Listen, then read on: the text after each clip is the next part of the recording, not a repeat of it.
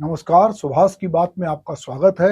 आज मैं आपसे बात कर रहा हूं जानलेवा तन्हाई, अकेलापन और अवसाद का। मशहूर शायर जो हैं निदा फाजली साहब की गजल के शेर हैं कि हर तरफ हर जगह बेशुमार आदमी, फिर भी तन्हाइयों का शिकार आदमी, सुबह से शाम तक बोझ ढोता हुआ अपनी ही लाश का खुद मजार आदमी, हर तरफ भागते दौड़ते रास्ते, हर तरफ आदमी का शिकार आदमी। तो दोस्तों, दरअसल ये जो तन्हाई है या अकेलापन है या अवसाद है, इसके चलते आपको आश्चर्य होगा कि हर साल 8 लाख लोग जो है दुनिया में आत्महत्या करते हैं और इसमें 1.5 लाख लोग से अधिक जो है अकेले हमारे भारत के होते हैं। कई बार बहुत सारे लोगों से घिरे होने के बावजूद लोग अकेलापन महसूस करते हैं। अकेलापन एक अस्पष्ट जटिल अवधारणा है। अकेलापन महसूस करने के लिए अकेले रहने की जरूरत नहीं है।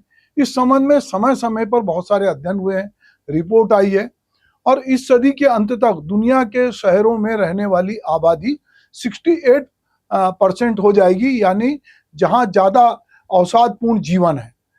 The biography of the loneliness लिखने वाले किंग्स कॉलेज लंदन की इतिहास की जो प्रोफेसर हैं ब्राउन अल्बर्टी, वो तर्क देती हैं कि अकेलापन दिमाग की एक अवस्था होने की बजाय भावनाओं का पूरा झुंड है जिसमें दुख, क्रोध, ईर्ष्या जैसी भावनाएं हो सकती हैं। ब्राउन अल्बर्टी भी इस बात से सहमत हैं कि लोगों के अकेलेपन की वजह यह नहीं है कि वो अकेले रहते हैं। वह कहती हैं कि लोगों को यह लगता है कि अकेलापन का मतलब यह है कि जब आप अकेले रहते हैं, मगर मेरी रिसर्च बताती है कि हमारा किसी से दूर होना हमें उतना अकेलापन महसूस नहीं कराता जितना कि किसी से भावनात्मक तौर से दूर होना हमें अकेलेपन का एहसास कराता है। विश्वव्यापी कोरोना संकट से भले ही हम उभर गए, किंतु कोरोना महामारी ने हमें अकेलेपन से जीना सिखा दिया। संचार की आधुनिक जो सुविधाएं हैं, गैजेट है, सोशल मीडिया प्लेटफॉर्म है, OTT प्लेटफॉर्म है, 24 घंटे उपलब्ध मनोरंजन के बहुत सारे तरीके हैं, जूम मीटिंग है, फेसबुक है, वीडियो कॉलिंग है। इसके जरिए हमने दुनिया को जो है अपने कमरे में बंद कर लिया और हमने दुनिया से संपर्क कर लिया। एक आभासी वर्चुअल दुनिया से जुड़ाव हमने तो कर लिया, पर अपने आसपास की जो यथार्थवादी दुनिया, जो हमारे रिश्ते थे, जिसकी गर्माहट थी, हमने उसको कहीं अपने को सिमट लिया।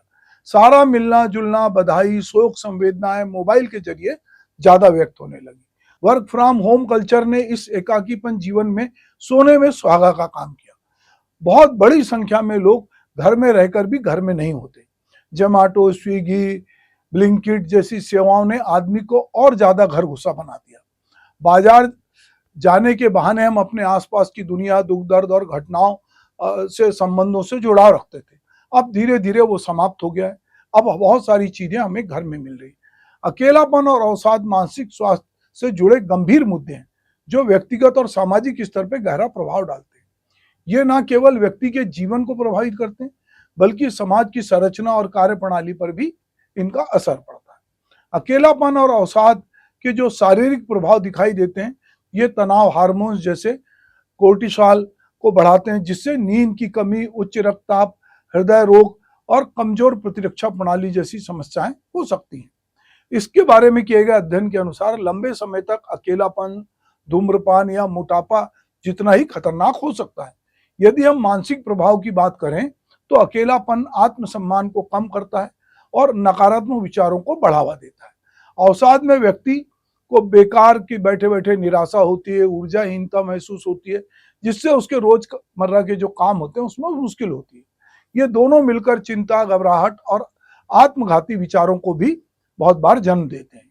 यदि हम इसके सामाजिक प्रभावों की बात करें तो व्यक्ति सामाजिक संपर्क से कट जाता है, जिससे रिश्तों में दरार आती है। कार्य क्षमता घटने से नौकरी या शिक्षा पर असर पड़ता है। अकेलापन व्यक्ति को यह महसूस कराता है कि उसकी कोई कीमत नहीं है या कोई उसकी परवाह नहीं करता। अवसाद इस भावना को बढ़ाता है और व्यक्ति को लगता है कि जीवन जीने लायक नहीं है। दोनों मिलकर होपलेसनेस, निराशा की स्थिति पैदा करते हैं, जो आत्महत्या के विचारों को ट्रिगर करती है। भारत में 2022 के डाटा के अनुसार आत्महत्या के 40% से अधिक मामले मानसिक स्वास्थ्य समस्या जैसे अवसाद के कारण होते हैं। युवाओं में खास करके 18 से 30 साल की आयु में और बुजुर्गों में ये सबसे ज्यादा अवसाद और आत्महत्या जो है उसके मामले दिखते हैं। यहाँ रुककर हम एक बात समझना चाहते हैं कि दरअसल जो युवा होता है उसमें बहुत सारी ऊर्जा होती है, बहुत सारे उसके सपने होते हैं और उनको वो पूरा करना चाहता है। परीक्षा में अच्छे नंबर लाना चाहता है, नौकरी में जाना चाहता है, प्रेम की भी उम्र वही होती है जहां हर जगह यदि उसको असफलता मिलती है, नौकरी में उस तरह से उसको नौकरी नहीं मिलती या मिलती है तो प्रमोशन नहीं मिलता है, अगर वो परीक्षा दे रहा है तो उसमें सेलेक्ट नहीं होता है या प्रेम में असफल होता है, तो बहुत सारी चीजों की वजह से वो अवसाद में चला जाता है और कई बार वो आत्महत्या जैसे कदम उठाता है, क्योंकि उसको तात्कालिक रूप से ये सबसे सरल उपाय लगता है। उसको लगता है कि जीवन को खत्म करना ही उसके लिए है, जबकि मुझे लगता है या हम महसूस करते हैं कि आदमी की जीजीविषा जो है वो उसको होनी चाहिए, ताकि वो खराब से खराब समय में भी ये कह सके कि दुनिया में हम आए हैं तो जीना ही पड़ेगा और जीवन है यदि जहर तो पीना पड़ेगा। क्योंकि जीना ज्यादा कठिन है, मरना तो बहुत आसान है, आप आत्महत्या कर लेते हैं, पर आप अपने पीछे अपने माता पिता, भाई बहन, परिवार, पत्नी, दोस्त यार को छोड़ जाते हैं। और जो लोग इस तरह से आत्महत्या करते हैं उससे पूरा परिवार बहुत प्रभावित होता है, अचानक से घर में एक सदमा आता है। और ये जो अवसाद जो है, इससे अगर हम ये देखें कि पूरे वैश्विक स्तर पे भी जो है ये अर्थव्यवस्था को भी प्रभावित करता है। जैसा मैंने प्रारंभ में कहा कि हर साल $1 ट्रिलियन का नुकसान होता है, क्योंकि 8 लाख लोग से ज्यादा लोग यदि आत्महत्या करते हैं तो ये बड़ा मुश्किल। और हमारे देश में जहां युवा आबादी बढ़ी है और भविष्य में अगर निराशा है, नौकरी नहीं मिल रही है, तो ये कहीं ना कहीं आर्थिक संकट है, तो लोगों को ये कहीं आत्महत्या की तरफ प्रेरित करता है। और इससे जो है एक अलग तरह का एक मनोदशा होती है। और घर वाले अचानक से, चूंकि कोई आदमी लंबे समय बीमार है, वृद्ध है, उसकी उम्र हो गई है, तो लोगों को लगता है कि इसका तो मरना तय है। पर कोई जवान आदमी घर में यदि मर जाए जो कमाने खाने वाला है, तो ऐसे में पूरा घर जो है वो एकदम असहाय सा महसूस करता है। अकेलापन और अवसाद जो है व्यक्तिगत संकट से शुरू होकर समाज के लिए चुनौती बन जाता है। आत्महत्याओं को रोकने के लिए व्यक्तिगत जागरूकता, सामाजिक समर्थन और पेशेवर हस्तक्षेप जरूरी है। हम यहाँ ये भी समझते हैं कि कोई आदमी किसी को यदि दुख में देखता है, हताशा में देखता है, तो उसकी तरफ क्या वो हाथ बढ़ाता है, क्या उससे वो बात करता है, क्या उसको जादू की छप्पी देता है, या उससे पूछता है कि भाई, क्योंकि पहले जब हमारे ज्वाइंट फैमिली होती थी, संयुक्त परिवार होते थे, तो कोई ना कोई चाचा, बड़े ताऊ, बुआ, मौसी, कोई ना कोई पूछती थी कि तुम्हारा चेहरा सुबह से उतरा हुआ क्यों है।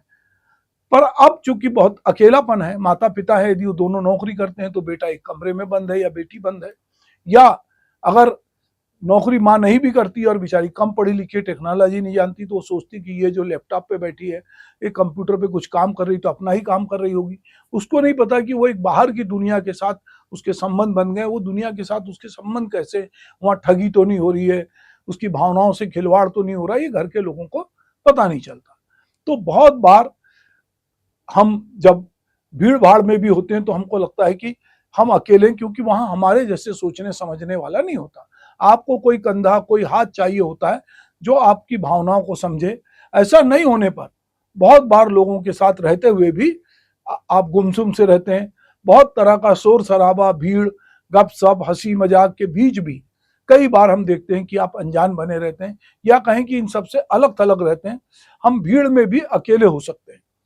एक रूमानी रिश्ते में, दोस्तों के बीच भी हम कई बार अकेले होते हैं, क्योंकि अकेलेपन का एहसास ज्यादा भीड़ घनी आबादी वाले इलाके, या दूसरे शब्दों में कहा जाए तो आधुनिक शहरों में बढ़ता दिखता है, क्योंकि यहाँ एक को दूसरे से मतलब नहीं है और लोग अपनी प्राइवेसी और निजता की बहुत बात करते हैं। लोगों को लगता है कि हम क्यों किसी के जीवन में हस्तक्षेप करें।